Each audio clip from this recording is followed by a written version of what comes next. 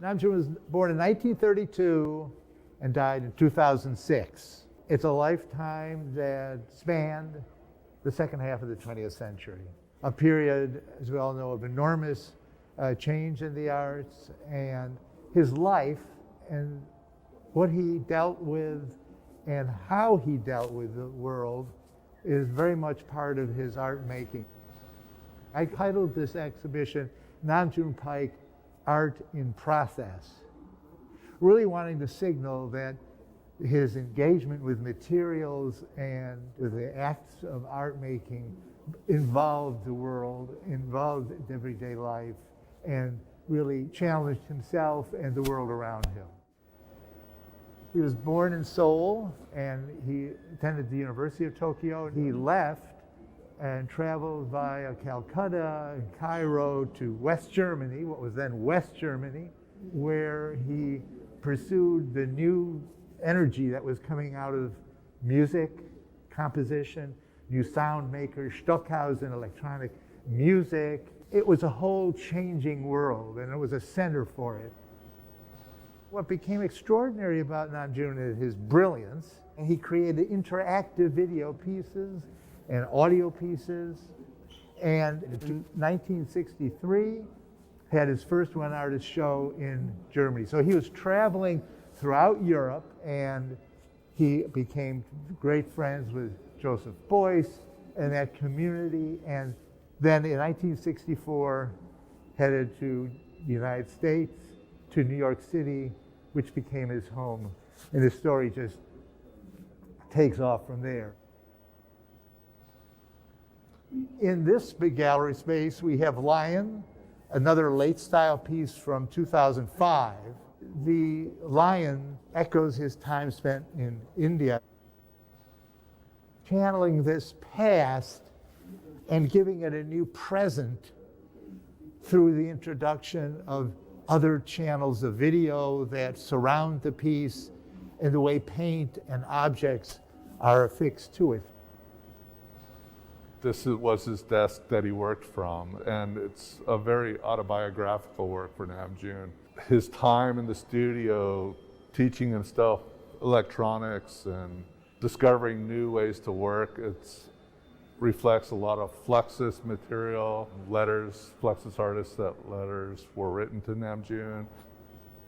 As you come up closer to the piece, I always feel like he's sitting at this desk and just exploding onto the wall, the television chassis, the television sets, and that technology being remade through that energetic and a transformative process. So now over here, 2003 cello. I think this is as vibrant as anything because the painting on these cubes and the interplay of the video layered into it gives this idea about music. So Namjoon enters the art world through music, and I think that's incredibly important. Throughout his life, he's collaborating with many, many people on many different kinds of projects. And I think this ability to collaborate comes from music rather than the fine arts. Through music, he's able to do these satellite projects and collaborate with people over long periods of time or short periods of time. And it seems to come very easily to Namjoon, this ability to collaborate with very difficult personalities and things. He really felt that television had to be seen as a communications medium, not as a one-way street. I mean, it was very picking up on the Brechtian idea of the radio, dialogue. He said television had to be empowered as a truly communications medium, but also the Zen to collapse the electronic moving image into a beam of light.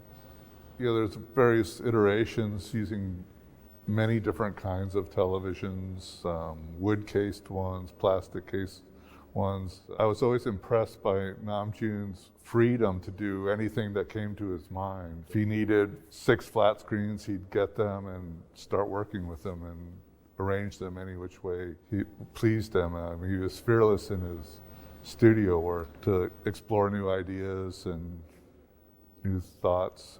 He's always following his muse.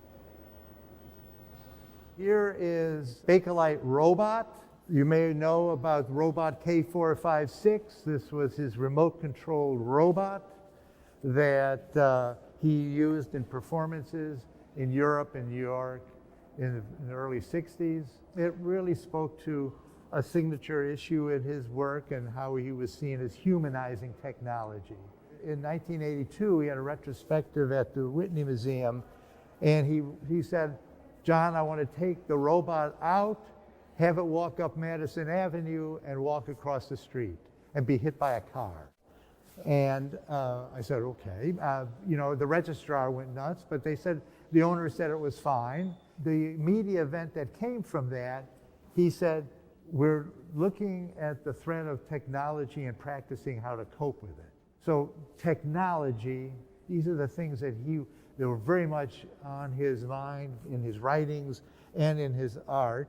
And late in life, he turned to the family of robot from the 1980s, made out of radios and televisions with his videos inserted. And this is out of the Bakelite radios with pieces and videos inserted into it. They're very playful, beautiful, have become, I think, signature late style work. There's also two projection pieces, Boyce projection, Namjoon and Joseph Boyce. Boyce's last performance in Tokyo in 1984. It has this kind of fantastic painterly sense of showing Boyce performing with Namjoon. And on the other wall, one candle projection. Closed circuit camera is looking at the flame, and it's being projected at different scales on the wall. This is a masterpiece of Namjoon's, one of his most celebrated pieces. There are, in the center, two sections of the Berlin Wall that Namjoon painted directly on. Berlin was one of his homes, and late in life, the Berlin Wall was one of his signatory thing to overcome. You had the divide in Korea. You had these in Berlin that he felt be overcome by media as it projected other alternatives across it. So here he was painting directly on it, creating these fantastic pieces that are being shown for the first time. And the final piece are his drawings, sequences of drawings that he did late in life, and also opus paintings that he did back in the 70s. Again, how he was interested in the canvas, in the repetition of drawing, as it became almost a kind of temporal performative thing.